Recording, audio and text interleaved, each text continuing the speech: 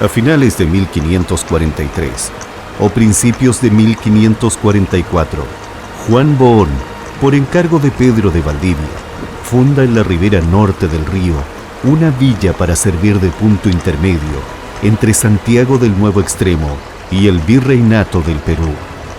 Se llamó Villanueva de la Serena, emplazándose no en un terreno virgen, sino entre asentamientos indígenas ya existentes alrededor. 5 años más tarde, debe ser reconstruido tras la destrucción total por parte de los nativos de la zona, en respuesta a la violencia, excesos y ruptura cultural provocada por los conquistadores.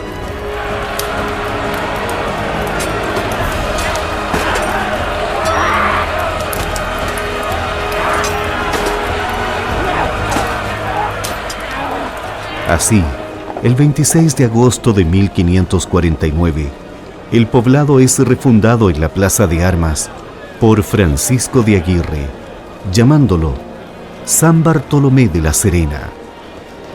El 4 de marzo de 1552, el rey Carlos I de España le confiere por real cédula el título de ciudad, comenzando a pulso una historia que pudo ser diferente, de no ser en parte por el levantamiento en 1730 de una muralla de adobe o tapias que resguardó los sueños y temores de sus primeros habitantes.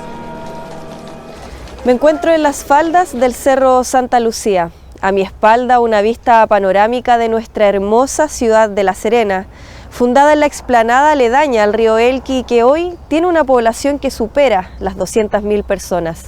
Pero pocos saben que su ubicación original estuvo a punto de ser otra muy distinta, debido a los ataques de los aborígenes que incendiaron el incipiente poblado.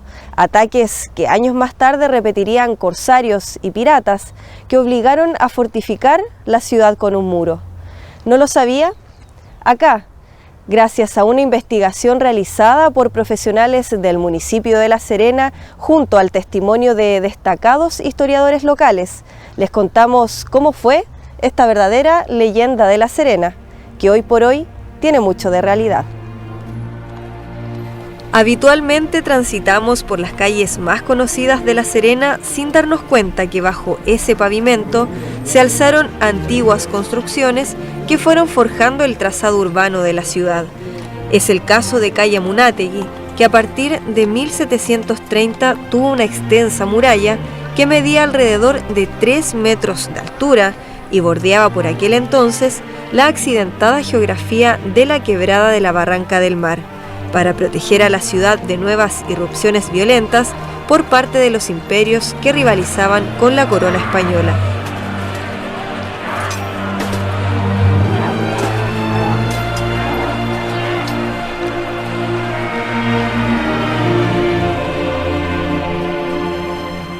Si bien un año antes se había levantado ya un primer muro, el terremoto de 1730 terminó por destruirlo, pero al mismo tiempo propició su reconstrucción, la misma que pasaría a la historia.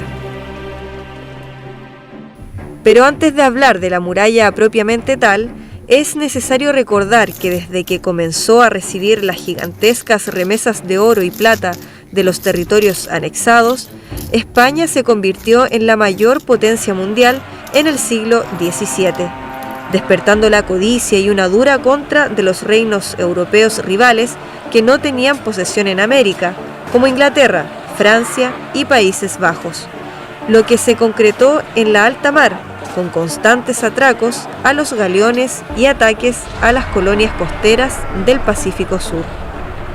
Por ello, la monarquía hispánica se abocó a generar una política de guerra naval, tanto ofensiva como defensiva. Ello motivó al Virreinato del Perú y a la Capitanía General de Chile, por orden de la corona, a levantar en las costas defensas con cañones y baterías, pues esta ofensiva que mencionamos vino de la mano de piratas y corsarios. En nuestro país consta la presencia de al menos 17 de ellos junto a sus navíos en distintos puntos, como detalla el historiador Jorge Pinto Rodríguez a través de la valiosa documentación a la que tuvo acceso en Inglaterra, donde pudo establecer una correlación de quienes pasaron por las costas americanas, y en especial por el litoral serenense, que registró en su libro La Serena colonial, la ciudad y sus valles hace 2 siglos. Francis Drake, además de una decena de otros piratas ingleses y holandeses, navegaron por las costas chilenas entre 1575 y 1643. Pero sería en 1680 cuando aparece en escena Bartolomé Charp, quien tras asaltar Pueblo Nuevo en Panamá, salió para asolar Perú, pero consciente de lo difícil de aquello, desistió y continuó hasta lo que hoy es Arica. En diciembre de ese año recaló en La Serena, donde saqueó e incendió la ciudad, venciendo la primera línea de defensa instalada en la bahía por algunos vecinos serenenses o soldados que hacían de vigías. En 1684 entró al Pacífico John Cock, quien fallece en el camino, quedando al mando un conocido nuestro, Edward Davis, ex marino mercante dedicado a la piratería, que en 1686 fondió sus barcos en lo que hoy es Punta de Teatinos, desde donde avanzó hasta La Serena, y el resultado ya lo conocemos. Saqueó la ciudad y quemó la iglesia Santo Domingo, donde se había trincherado al ser repelido por los soldados y la milicia civil, lo que marcó la única derrota en sus correrías por el Pacífico. Después de huir, no volvió más a nuestras costas. En uno de estos viajes a las costas chilenas llegó Alejandro Selkirk, cuya historia se conocería posteriormente en la literatura como Robinson Crusoe.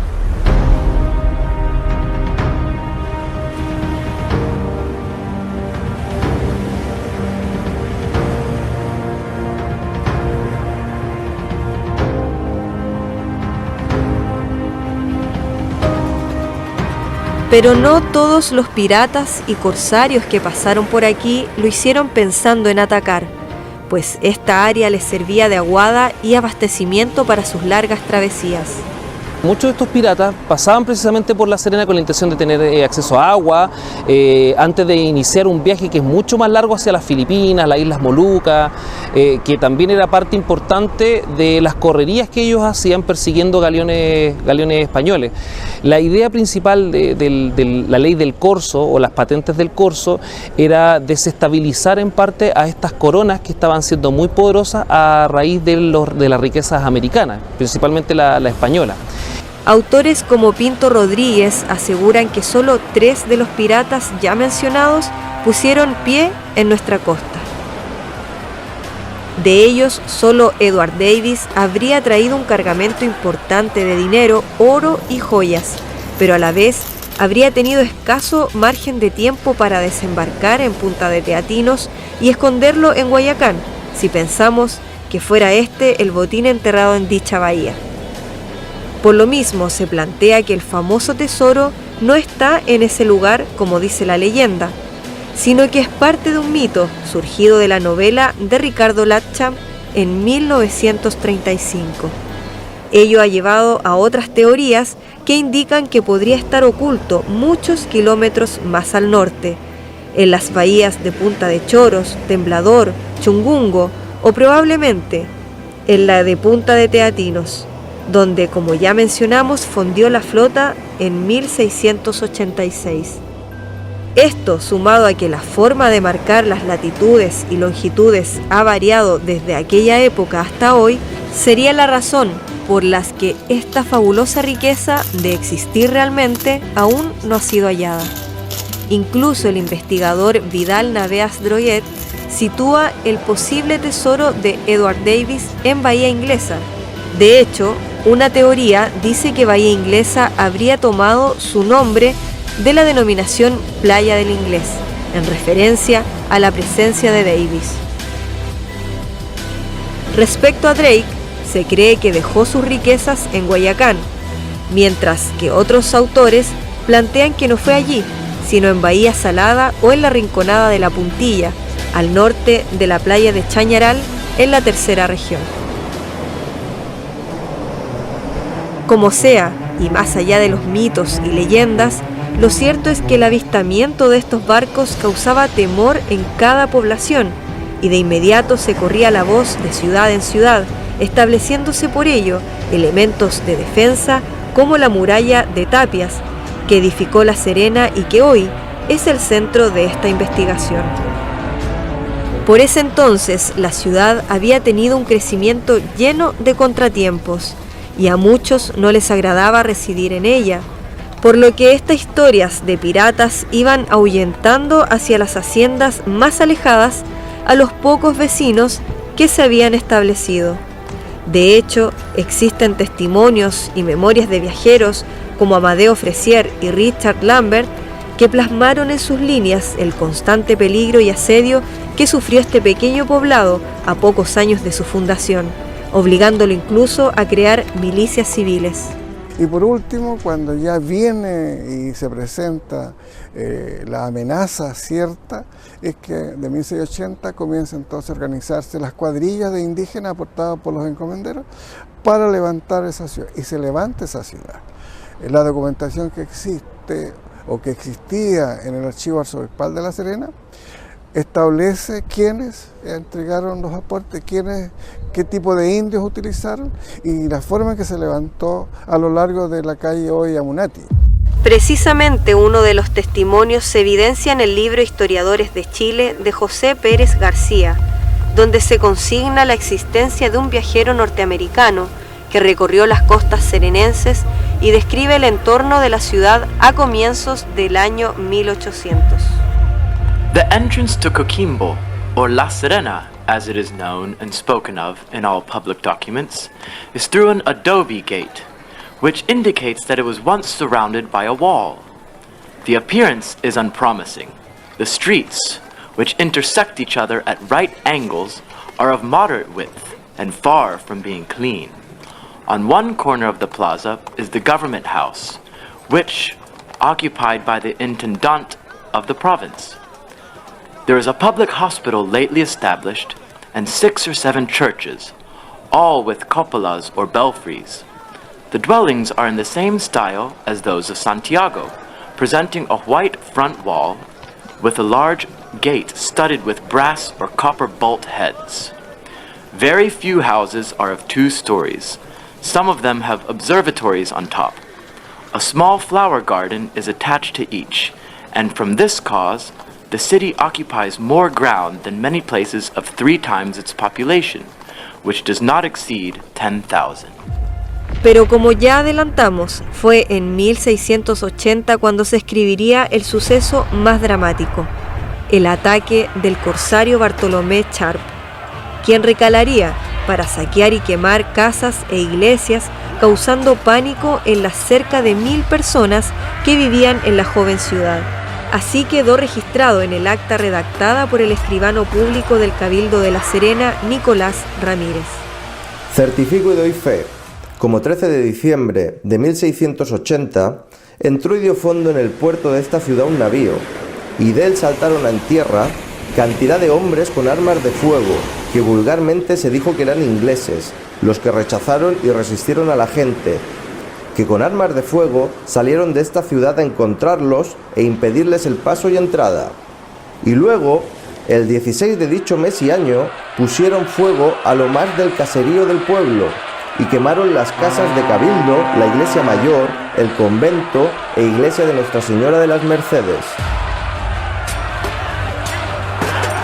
Los desastres causados por Charp fueron repelidos 6 años después, en 1686, por Edward Davis, quien junto a sus hombres también saqueó la ciudad, pero esta vez los propios pobladores le hicieron frente, obligándolo a retroceder y refugiarse en la iglesia Santo Domingo, a la que posterior a un enfrentamiento de 30 horas entre balas y cañones, prendió fuego antes de escapar.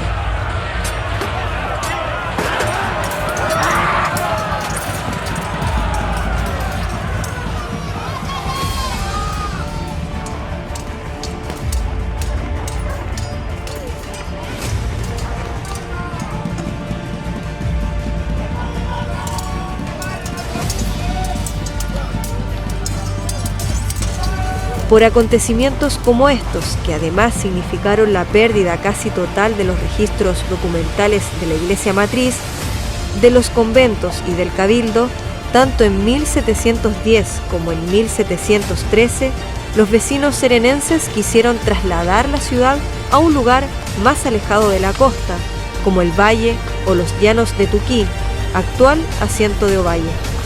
Pero semejante mudanza no llegó a realizarse, y al no prosperar la idea discutida sin éxito en varios cabildos abiertos durante las primeras décadas del siglo XVIII, surge como respuesta no solo que el cabildo tomara medidas para evitar la emigración, temiendo que en poco tiempo la ciudad quedara despoblada, sino también el amurallamiento defensivo de la ciudad por el costado sur, su flanco más desprotegido por los riesgos que traían los enemigos desde el mar. Los lados norte y poniente ya tenían sus defensas naturales en las barrancas del río y del mar, y su lado oriental estaba tutelado por el Cerro Santa Lucía, sectores donde, además, se dispuso de baterías con 4 cañones, muy similares al que se conserva en el Museo Histórico Nacional en Santiago, y a otro que guarda el Museo Histórico Regional en La Serena. Allí hay una de las llamadas culebrinas, potente pieza de artillería de 62 centímetros de largo propia de los siglos XVI y XVII, diseñada para apoyar a los ejércitos en batallas campales, ya que alcanzaba una longitud 32 veces su calibre. Este es el cañón que más se acerca, quizá es del mismo tipo, a los que estuvieron realmente en las defensas de La Serena del 1700. Allí permanece desde el año 2003, derivado desde el Museo Arqueológico. A este último había llegado en 1970 proveniente del Liceo de Hombres gracias a gestiones de Mr. Rowe, personaje que se cruzaría más adelante con el equipo de trabajo en el marco de esta investigación. Es importante precisar esto último, dado que se tiende a confundir estos cañones de la ciudad amurallada con los cañones que ornamentan hoy el regimiento de La Serena, de fabricación inglesa y de características similares a los usados años después en las batallas de Los Loros y Cerro Grande en 1859 en el marco de la Revolución Constituyente, pero que solo son herederos de su estética de los modelos coloniales. Independiente de ello, al verlos, trasladan al espectador a imaginarias cargas, igual de estruendosas como la que sufrió La Serena en aquella época de pillaje y piratería. Tengo un cañón que es un cañón de costa, que se encontraban en la bahía. Esto fue después de la guerra con España, el año 1865 al año 1866. El cañón que se encuentra aquí en mi espalda es un cañón inglés, un cañón Longmore de fabricación inglesa, muy parecido a los cañones que se encontraban antiguamente en lo que fue la revolución del 1859, los cañones constituyentes. Sobre todo la base y la forma que tiene era muy parecida, lo que era el tamaño era más pequeño. Pero si bien este muro llevó un mayor grado de seguridad a quienes habitaban al interior de la ciudad, por otro dejó a quienes quedaron afuera, especialmente a la población indígena que no era parte de las encomiendas, expuestos a las nuevas arremetidas. Así lo cree Carolina Herrera, heredera del linaje de Aguita, que abarca mucho más de los 480 años de historia que La Serena tiene al día de hoy. Comía el pescado ahumado, ¿no es cierto? Lo secaba, el pescado también se hacía charqui, los mariscos, choritos y todo se trenzaban en totora, entonces habían expertos en cestería y trenzaban y los ahumaban todo lo que eran los mariscos para tener en el invierno. Entonces hay una suerte de conciencia de intercambio a pesar del amurallamiento y de estas formas de vida que son más programadas, más sistematizadas y también inducidas por procesos de evangelización al mundo que vive afuera, que es libertario, indómito y hace resistencias culturales de diversas formas, pero siempre está todo imbricado, todo unido y esta alianza genética que tenemos como pueblo yaguita hoy día. Hay que aclarar que no hay un diálogo con las comunidades indígenas, hay un sometimiento. Y luego, posteriormente, la corona establece el sistema de encomienda, que pareciera ser más amable, pero las vidas de las personas están absolutamente supeditadas a este control.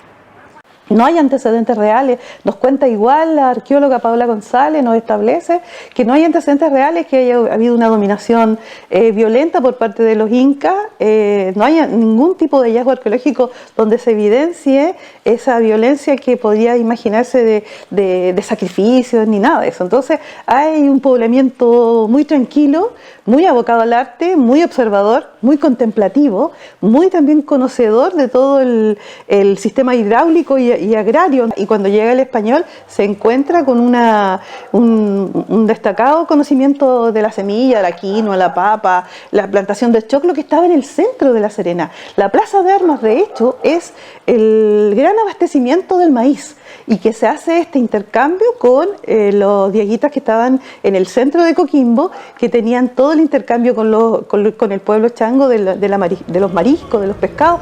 Sin embargo, esta situación permitió, por otro lado, conservar las manifestaciones culturales propias, mantener las costumbres y la memoria de esos pueblos originarios que hoy resurgen por la artesanía, los tejidos y la alimentación de productos del mar.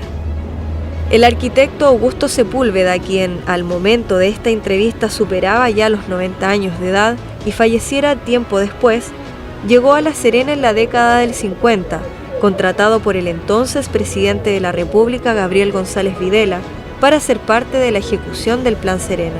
Él, a pesar que hay quienes dudan de la construcción de este gran muro, fue otro de los que reafirma la existencia e importancia de la muralla de la naciente ciudad, parte de la Capitanía General de Chile, territorio del Imperio Español. La atacaban los piratas todo el tiempo, sí, era terrible. La gente arrancaba. Después la murallaron, un muro de piedra. Seguramente con algunos torreones, ¿eh?, para vigilar. Hay que cuidar, porque es lo nuestro, ¿eh?, es patrimonio de patria, ¿eh? Hay que cuidarlo, ¿no?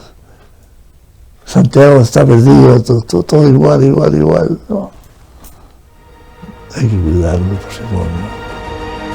Si bien estuvo lejos de la firmeza de los existentes en otras tierras del reino, como el de Cartagena de Indias, este muro, levantado por los habitantes y encomenderos indígenas y esclavos negros, fue de todos modos muy completo en cuanto a sus elementos de defensa. Y es que aunque fue de adobes almenados, cuyo material, tierra y barro fue extraído de las marismas o terrenos pantanosos de las Vegas de La Serena, contó igualmente con muchos de los componentes propios de estas fortificaciones europeas, los cuales fueron saliendo a la luz a medida que el equipo de investigación revisaba numerosos antecedentes tanto de Chile como del extranjero.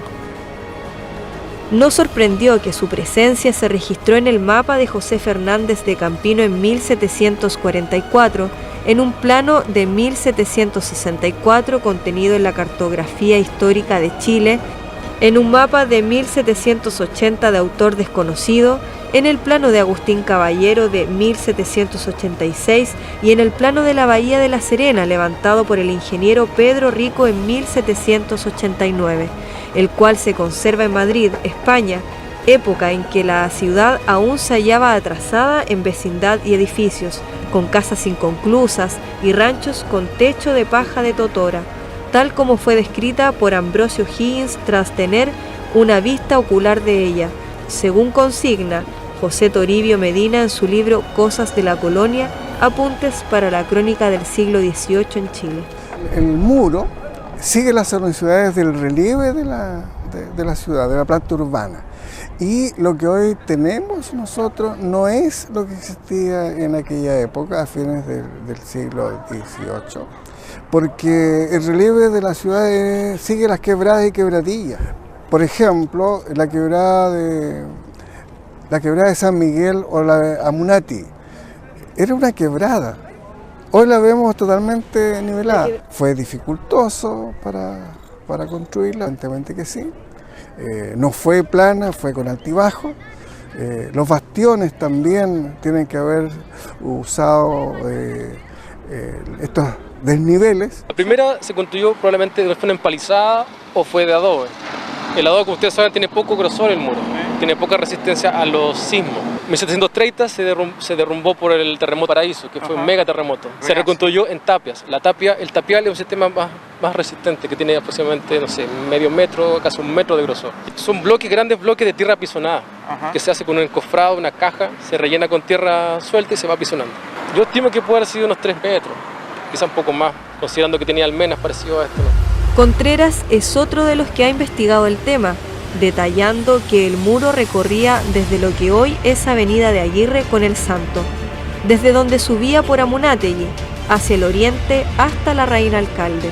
Desde ahí continuaba en diagonal en sentido nororiente, cruzando lo que fue después el humilde caserío triangular denominado Cinco de Queso. Levantado a mediados del siglo XIX precisamente sobre los mismos cimientos o restos de esta muralla, cuyos adobes terminaban en la esquina de la actual Pení con la Reina Alcalde, donde hasta hoy se encuentra una formación rocosa o elevación natural que habría tenido sobre sí una de las piezas de artillería de defensa y grupos de centinelas listos ante cualquier amago de invasión. La documentación que existe o que existía en el Archivo Arzobispal de La Serena establece quiénes entregaron los aportes, qué tipo de indios utilizaron y la forma en que se levantó a lo largo de la calle hoy Amunati. Desde la quebrada del mar o la barranca de la mar, donde está el Santo, hasta el sector de la quebrada de San Francisco, donde está la Recoba actualmente. Ese sería el círculo y que aparece en mapas de la época. Cuando dicen que es una imaginación, no, eso se levantó. No es posible determinarlo, pero de ser así, esta elevación de calle Pení sea el último y único vestigio tangible de aquella fortificación de La Serena colonial. Pero hay quienes afirman que existe otro elemento, aún en pie, que de acuerdo a la tradición oral de los más antiguos parroquianos, sería una alusión directa a los baluartes de defensa de la muralla serenense, el mirador de la Casa Carmona. Dicen que esta linterna que está sobre la Casa Carmona detrás tomó como diseño estas almenas. Por lo tanto, esto sería una proyección de lo que debió haber sido la parte superior de las almenas cuando existieron durante el periodo colonial. Esta referencia llama la atención y recuerda también que la cárcel pública de La Serena, construida en 1889, tuvo merlones en lo alto de sus paredes perimetrales, reminiscencia a los de la muralla que la antecedió en el sector. Consultamos en Gendarmería de Chile sobre el origen o inspiración arquitectónica del penal, pero no existen archivos en la institución. Actores modernos como el ya mencionado Augusto Sepúlveda entregaron desconocidos y valiosos datos que se cruzan en esta ciudad amurallada. No solo fue un entendido en arquitectura y uno de los profesionales más sobresalientes que encabezaron el Plan Serena, sino también fue parte de la vida cotidiana de La Serena, donde mantuvo estrecha relación con personajes destacados de su época, como Osvaldo Ramírez Osandón, Mr. Rowe, reconocido pintor chileno de origen humilde, nacido justamente en uno de los modestos ranchos del sector Cinco de Queso, que se ubicó en las intersecciones de calle La Reina Alcalde con Amunátegui, por entonces solo descuidados callejones de tierra. Él nació en el Cinco de Queso y él me lo contó. El Cinco de Queso es un Cinco de Queso. Un pedazo así, como de torta. En la punta de un rancho. Ahí nací yo, me dijo. Está la cárcel aquí, y aquí hay una portezuela, una puerta. Usted abría esa puerta y no había más. Había choclo, papas, en fin. ¿No? Y que entraba de noche por esa puerta, lo mataban. Sí, nadie entraba de noche por allá. Ahí terminaba La Serena. El talento y desarrollo creativo de Mr. Rowe quedó plasmado en distintos cuadros que muestran la vida de nuestra ciudad, entre ellos la conocida acuarela de la portada, que refleja la nostalgia y la apreciación por una de las edificaciones más antiguas y emblemáticas de La Serena, que daba salida al Camino del Rey o Camino Real, por el que a lomo de mula o en carreta transcurrió desde la colonia el comercio, el abasto, el correo y los servicios vitales. Esta vía luego se denominó como La Pampa. Sí, mira, yo tengo entendido que Mr. Rowe hizo varios acuarelas de varios lugares de La Serena e incluyó dentro de sus acuarelas elementos donde aparece tanto la portada como algunos elementos del muro perimetral. Construida en piedra sillar con aportes de los habitantes, la portada era vestida con banderas y gallardetes para celebrar alguna fecha importante para la monarquía reinante de los Borbones, como el cumpleaños o el ascenso al trono de algunos de sus miembros.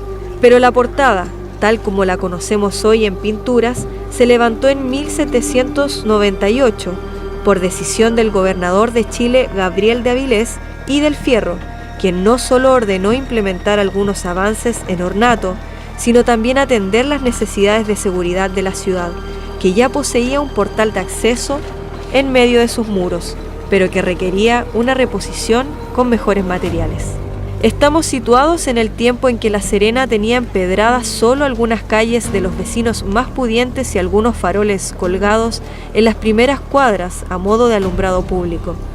Son los años previos a que se introdujera en Chile el primer salón al estilo francés, el cultivo de la música en sociedad, el teatro y otras costumbres, como los viajes a la playa en verano, que justamente, siglos más tarde, será una actividad central en el desarrollo económico de la hoy capital regional. En opinión de renombrados historiadores locales como lo fue Fernando Moraga, el artífice técnico de la construcción de la portada fue el ingeniero español Agustín Caballero, quien trabajó junto al arquitecto romano Joaquín Toesca en la construcción del Palacio de la Moneda en Santiago, cuyo diseño habría inspirado el de la portada de La Serena tanto en su marco de sustento como en la ojiva. Incluso se especula que sus proporciones también se basarían en los planos de la construcción original de la Casa de Gobierno. La arquitectura de la época establece los cánones y los protocolos para establecer la simbología del poder. Eso implica entonces que el poder o los fueros de la ciudad de La Serena están en concomitancia con el poder soberano del rey. Así, este pórtico se ubicó en la intersección de las antiguas calles San Miguel y La Pampa, actuales Amunátegui y Balmaceda. Su estructura destacaba por sus correctas proporciones arquitectónicas y poseía dos estilos muy marcados, dórico hacia el interior y compuesto hacia el exterior. Su mayor importancia es que la portada habría sido el único acceso controlado que tuvo la ciudad durante su amurallamiento colonial.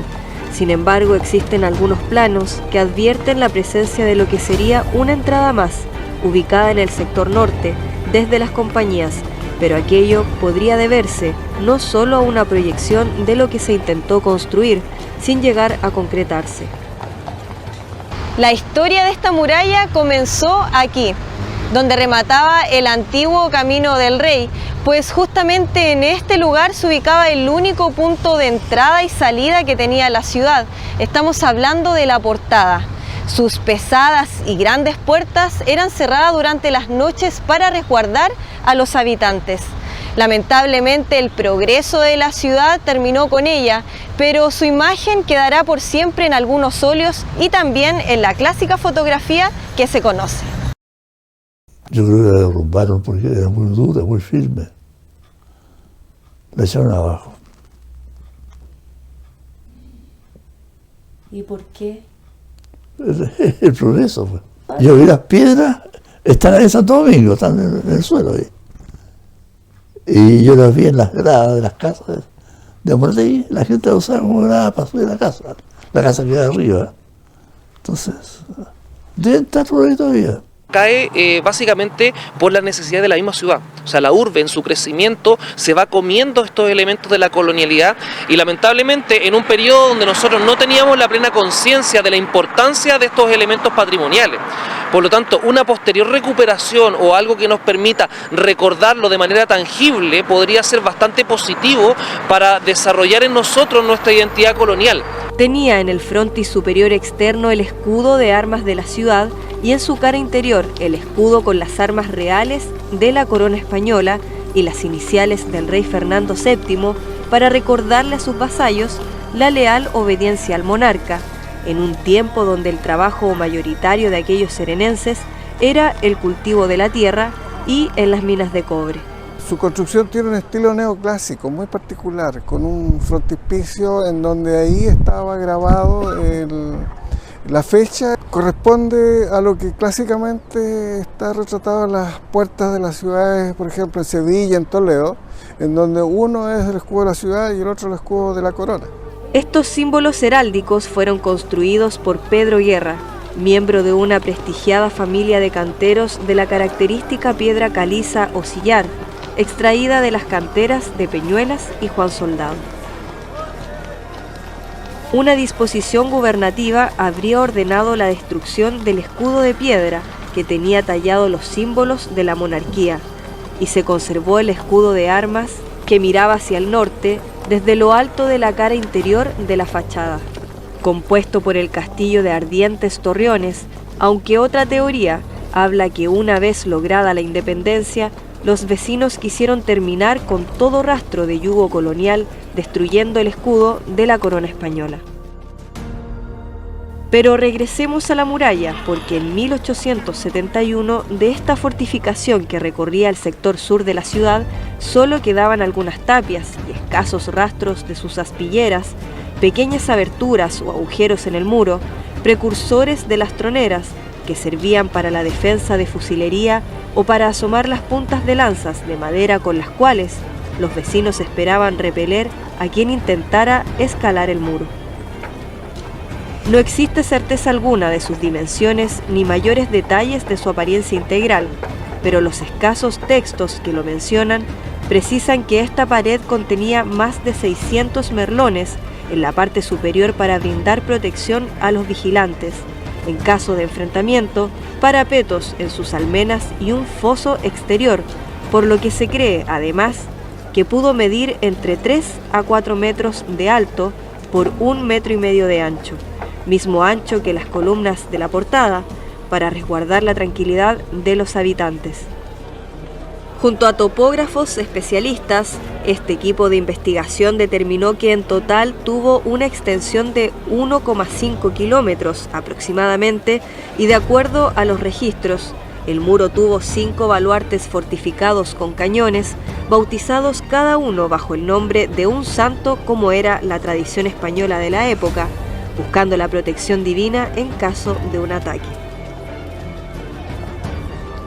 Eran el baluarte San José, San Miguel, San Carlos, San Fernando, este último ubicado en el sitio del futuro Cinco de Queso, y el de San Francisco, sobre la ya mencionada formación rocosa natural en la actual calle Pení, aprovechando que la altura del lugar entregaba una vista privilegiada a los centinelas para custodiar el sector. ¿Y cuál era la razón principal de por qué estos baluartes tenían nombre de santos? Era tradición, Por ejemplo, en Lima igual tienen los pórticos y los baluartes igual tienen nombres de santos, es una tradición española. Estamos en las actuales calles Amunátegui con la Reina Alcalde.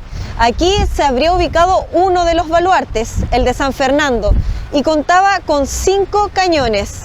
Y al igual que las demás torres, infundían respeto entre quienes se les acercaban.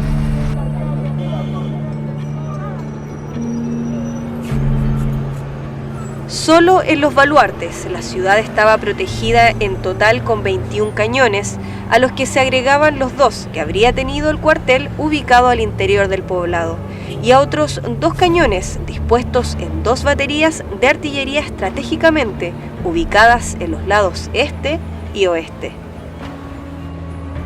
Pero, además de los baluartes, las defensas de la ciudad amurallada tuvieron también baterías, emplazamiento de artillería agrupada que se adapta a cualquier terreno, como la de Santa Lucía, compuesta de 4 cañones situados en el lado oriente sobre el cerro del mismo nombre, y la batería llamada Cruz del Molino, también de 4 cañones, que que se emplazó en la Barranca del Río, sector donde hoy se levanta el edificio del MOB. Esto último reafirmaría la tesis planteada por algunos historiadores de un segundo acceso o puerta por el lado norte de la ciudad.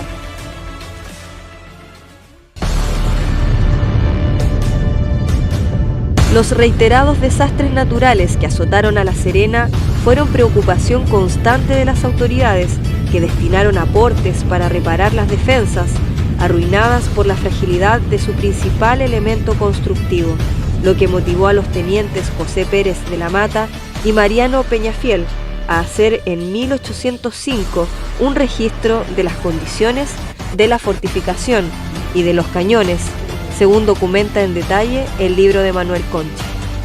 El catastro decía lo siguiente: puestos en la batería nombrada Santa Lucía, que monta 4 cañones, solo se hallan 2 de buen servicio, su calibre ya 12 reforzados, sus enreñas de igual calidad, pero estas sin las 4 muñoneras ni chavetas, sus ruedas muy maltratadas en el primer baluarte, nombrado de San Francisco, que monta 2 cañones, no se encuentra alguno, cuyo baluarte se manifiesta muy ruinoso y su puerta con la chapa descompuesta. En el segundo baluarte, nombrado San Fernando, que monta 5 cañones, solo existe uno y este sin muñoneras, chavetas, con algunos pedazos menos.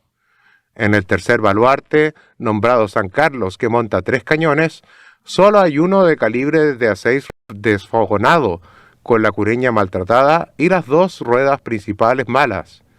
En el cuarto baluarte, nombrado San Miguel, que monta 6 cañones, solo se halla uno.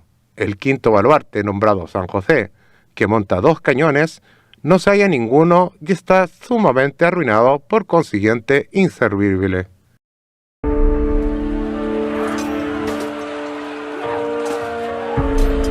Declarada la guerra de España a Inglaterra, la corona temía que el enemigo realizara represalias o invasiones a sus territorios del Mar del Sur.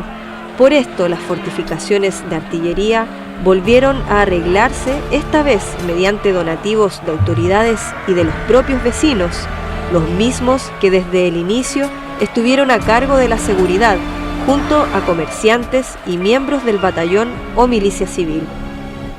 Como referencia, hacia principios del 1800 vivían en La Serena más de 250 familias, estimándose una población de 2.500 a 4.000 personas, entre españoles, indios y negros, además de las pertenecientes a otras castas, como los zambos, definidas bajo el sistema que funcionó en los virreinatos y territorios de la corona española. Por aquel tiempo comenzaba el ordenamiento de las calles, hasta entonces más bien angostas y descuidadas, en medio de una ciudad rodeada de árboles, chacras con diversos cultivos y casas de blancas paredes. Tal crecimiento obedecía al auge de la minería, la agricultura y el comercio, que trajo consigo un sostenido proceso de expansión urbana, reflejado en el mayor interés por establecerse en la periferia y en las áreas extramuros. Por esto, y luego de cesar los ataques de piratas, la muralla y sus baluartes se fueron degradando y disminuyendo en tamaño y volumen hasta caer en completo abandono hacia 1814. Ya en 1835 quedaban solo algunas ruinas, reducidas a montones de tierra, ignoradas al paso de los lugareños. Esa muralla se derrumba porque a inicios del siglo XIX, la gente empezó a desmantelarla porque era un obstáculo de pasar de un lugar a otro. Se derrumba porque falta de mantención, ya terminó la independencia, ya no había piratas, no había razón de tener tantas murallas. Y lo otro importante es que en inicios del siglo XIX hay 2 terremotos grandes, 3 megas terremotos, en Copiapó, en 1819, y en 1822, que fueron grado 8,5. Probablemente que ahí en esa época ya se derrumbó completamente. Un vecino pidió utilizar esa tierra, que es tierra que sirve mucho, está una tierra limpia, que no tiene materia vegetal. Sacó esa tierra para reconstruir esa Santina en 1835. Cierto es que La Serena, y en especial sus habitantes, debieron siempre resguardarse de las amenazas que podrían llegar a su costa. Justamente en el transcurso de esta investigación se pudo dar con los fuertes Serena y Fuerte Chile, este último un poco cubierto, como podemos ver, de arena y vegetación, pero en muy buenas condiciones. Se puede ver incluso parte de su estructura original. Ambos son parte de los 6 fuertes construidos en el litoral para ejercicios de la milicia civil después de la Guerra de Chile contra España en 1866 y fueron utilizados tanto por estudiantes como por profesores del entonces Liceo de Hombres de La Serena. La Serena siempre estuvo fortificada, siempre estuvo amenazada, tanto en forma interna y externa, ¿ya? La fortificación que nosotros tenemos en este momento, yo creo que para mí, dentro de las investigaciones que he realizado durante la Guerra del Pacífico, es la única que está quedando. La única. Algunas son archivos de papel, pero en vestigio histórico es la única, los únicos, que es el Fuerte Chile y el Fuerte Serena. Fueron hechos con erogaciones de toda La Serena. Comprometió a la gente liguera, Ovalle, con Barbalá, Coquimbo, para que estos fuertes... Sí, claro, porque de toda la gente que yo leo en los libros y veo los archivos, sus firmas, las cosas que ellos realizaron, tanto los bomberos, la vida social, la vida política en nuestra ciudad, subieron por esa escalera. Porque ellos fueron las personas artífices de poder hacer este tipo de trabajo. Porque ellos vieron también que era necesario en el momento, aunque nunca se utilizaron. Si bien no existen pruebas documentales, la tradición oral cuenta que al desarmarlos en la década de 1950, uno de los cañones del Fuerte Serena fue trasladado al faro, donde se mantiene hasta hoy, mientras que con el material de otro de ellos se habría confeccionado un particular objeto que aún se puede apreciar en nuestra ciudad y que está cargado de misterio. Pero sí, estos cañones sufrieron deterioros. Nadie le hizo las mantenciones que correspondían. Los artilleros no tenían tampoco las capacidades para hacerlo.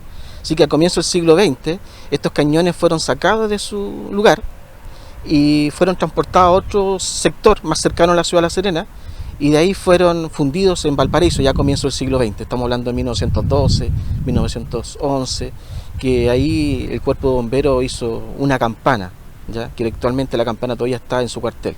Porque es una campana que fue construida a partir de la fundición de un cañón de artillería que las crónicas de la época y el legado histórico que hemos podido recibir nosotros como institución nos indican que pudiese ser uno de aquellos que se encontraban en el Fuerte Chile, en lo que actualmente es cercano a la Avenida del Mar. Estos cañones, que eran de bronce, fueron fundidos y en el año 1903 en la Harline & Company en Valparaíso, este cañón fue fundido para poder ser confeccionado como una campana de bomberos y poder ser instalada en el entonces cuartel de bomberos que se ubicaba en calle Prat con Balmaceda. Hay que tomar en cuenta que la campana es un sistema de comunicación sonoro que se utilizaba para emergencias y entendiéndolo desde este punto de vista, al ser utilizado de emergencia eran tragedias que involucraban normalmente la vida de personas. Con el tiempo, obviamente, la campana quedó en desuso y fue utilizada otro sistema de comunicación como las sirenas, pero este misticismo de tragedia de estas campanas se mantuvo durante el tiempo, al punto que hoy en día la campana solamente es utilizada cada vez que uno de nuestros voluntarios abandona el cuartel a su descanso eterno. Por tanto, de ahí viene la tradición, misticismo, de que si esta campana es tocada involuntariamente o voluntariamente por alguna persona, pudiese que uno de nuestros miembros de la institución fallezca, ya pudiese que fallecer. También, obviamente, esta campana está rodeada de distintos simbolismos. De hecho, en la época se comentaba que junto con la fundición del bronce del cañón de artillería hubieron otros metales preciosos que se utilizaron para fundirlo y obviamente se creó esta especie como de prohibición de tocar la campana, incluso de acercarse a ella, y es parte de nuestras reliquias institucionales que mantenemos en nuestro cuartel general. Tal fue la importancia de estos dos fuertes que quedaron registrados en un mapa de la ciudad diseñado por el propio Adolfo Formas en 1881. Luego eso fue ocupado y por la población que llegaba desde otros sectores de la región, desde el norte, Copiapó, Huasco, de la zona sur, desde Ovalle, Limarí. Hay una temprana migración hacia La Serena. Y poco a poco se va ocupando, por ejemplo, el llano de Santa Lucía y también el sector al otro lado de la quebrada de San Francisco, a extramuros de la ciudad. Por eso, más que nada, la expansión urbana está presente en los notariales, porque es cuando se comienza a lotear ese territorio, porque eran simplemente tierras de ejido, donde el cabildo tenía la tuición. Hay un hecho muy curioso que demuestra que fue muy tardía la parcelación. También empieza un proceso de reconstrucción de la ciudad bien interesante, donde se empiezan a ocupar en varias casas estos adobes que fueron utilizados en el muro. ¿Ya? De hecho, hay algunos registros que hablan de que algunas de estas almenas y los ladrillos de adobe de estas almenas fueron ocupadas para construir iglesias, como por ejemplo la iglesia Santa Inés en 1819. ¿Ya? Así que La Serena, la ciudadanía va a ocupar estas piedras, estos ladrillos, para construir también sus casas en un proceso de desmantelamiento. Finalmente, lo único que va quedando, ¿no?, lo que finalmente quedó hasta principios del siglo XX, era la portada de piedra. Ya cuando todo el muro perimetral y las almenas ya en este caso habían desaparecido. En aquella época las calles de la población solo se distinguían por los nombres de los templos, por algún suceso importante, un punto de referencia cercano o por el apellido de algún vecino acaudalado o antiguo. Por ejemplo, principiando el siglo XIX, la que hoy lleva el nombre de Colón se llamaba de los Carmona, la calle de la Catedral se llamaba Petorca, y Almagro era conocida como la calle de los Viudos. Una descripción general de la vida de los serenenses de ese siglo la hace Francisco Antonio Machuca en su libro Escenas históricas coquimbanas, que permite formarnos una idea de cómo era esta ciudad. El crecimiento propio de aquella modernidad terminó también por echar abajo la construcción más solemne que había tenido La Serena hasta entonces, la Portada. Los vecinos reclamaban mucho con la presencia de ociosos y mal entretenidos y vagabundos.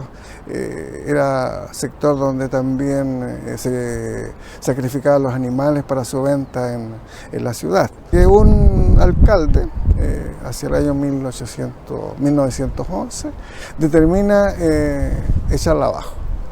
Y eso, por supuesto, viene una contrarreacción, que es el reclamo de los vecinos, que por qué el alcalde se había tomado la libertad, sin la anuencia de los regidores, para echar abajo un símbolo de la ciudad. Hacia 1838, la ciudad también contó con una importante construcción sobre su principal quebrada, la de San Francisco, que dividía en dos partes iguales a la población y que también se derribó, un puente a base de cal y ladrillo, conocido como el Puente de Don Manuel, que habría sido levantado bajo la dirección de los ingenieros Pedro Rico o Agustín Caballero, este último responsable además de la reorganización de toda la red de acequias de la ciudad.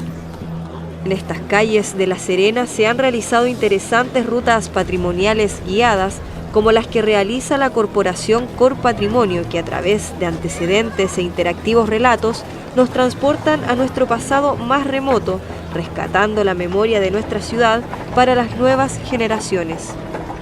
Porque no es posible aceptar que una historia tan valiosa simplemente se la lleve el viento, como pasó con los ladrillos de tierra del muro serenense, que se desvanecieron sin dejar rastro. Es un tema bastante desconocido y interesante, bien poco investigado en la historiografía, porque como podemos ver no quedan muchos restos de fortificaciones ni de muralla. Entonces para muchos es como un mito. Entonces es un tema bastante interesante que ha sido poco abordado. Yo creo que el ideal es que uno conozca cuál es la verdadera historia de su ciudad. O sea, el por qué sucedieron los hechos, qué es lo que realmente es lo que había, dónde estaban los túneles, por qué se amuralló, qué es lo que pasó en esa época. Yo creo que reconstituir la memoria histórica de una ciudad es importante y es interesante. No es fácil, pero cuando se van recopilando todos los antecedentes, yo creo que podemos reconstruir las páginas en blanco que tenemos hoy día de la historia de La Serena. La Serena hoy es un arca de cuentos, de leyendas, de historia. Y hay mucho de historia.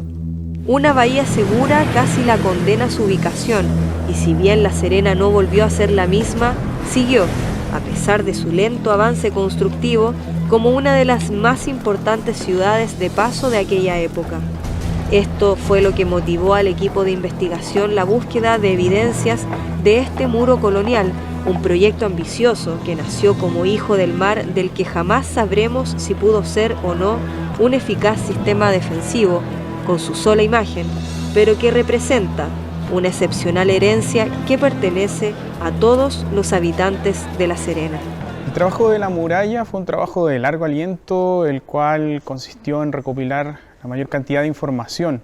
Esto parte alrededor del año 2017 y fue desde entonces cuando comenzamos a realizar de manera independiente un trabajo de investigación. Fuimos a distintas fuentes, distintos profesionales del área de la historia, académicos, que nos fueron nutriendo con estos relatos que dan vida a lo que es la historia de La Serena amurallada. Esta historia está, como bien les digo, apoyada por estos relatos y también por mucho trabajo visual a partir de la reconstrucción de estos mismos relatos llevados a imágenes, a recreaciones que nos han permitido de alguna manera posicionarnos en la época y llevar a algo mucho más concreto de lo que pudo haber sido esta muralla. Se empezó a trabajar en base a los escritos que existen. En base se empezaban a extraer las diferentes ideas de cómo era la muralla, y en eso se empezó a plasmar en diferentes gráficas, y luego eso se empezaban a llevar a los 3D. Se hicieron el levantamiento y se fueron aplicando los diferentes elementos que se iban describiendo en estos escritos. Investigamos por más de 3 años y para nosotros fue gratificante. Fue un trabajo difícil, pero muy importante además, interesante de conocer, porque no existía hasta ahora un trabajo que reuniera toda la información de la muralla en específico en un solo material. Después, cuando ya tuvimos todo listo y revisamos, fue decir, encontramos la muralla, y fue emocionante verla después en la recreación digital que hizo Alejandro, porque de alguna manera nos permitía acercarnos a cómo pudo haber sido. Y ahora, de hecho, cuando paso por ahí, me detengo un momento a pensar en lo que hubo ahí. Me tomo un tiempo y pienso en lo que estuvo.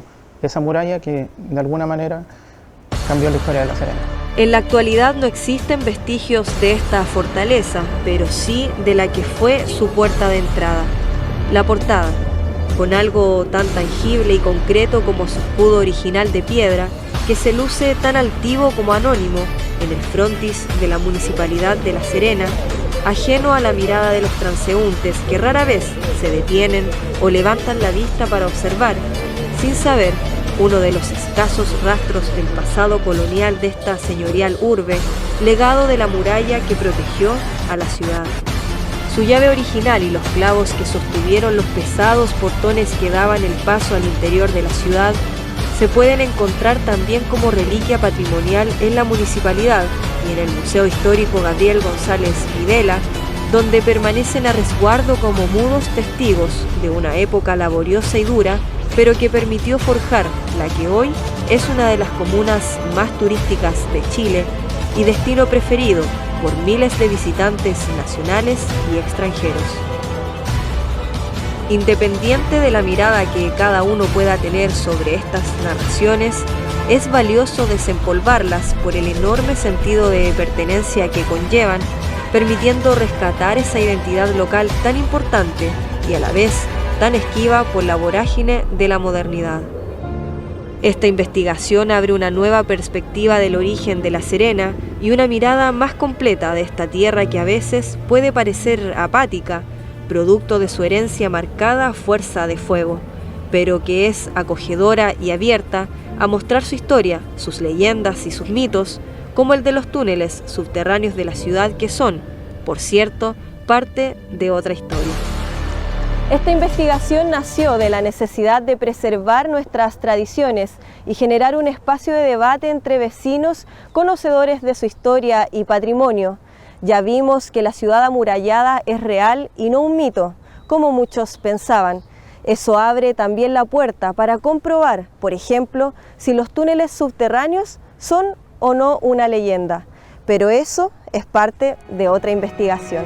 Esto fue La Serena desde su historia.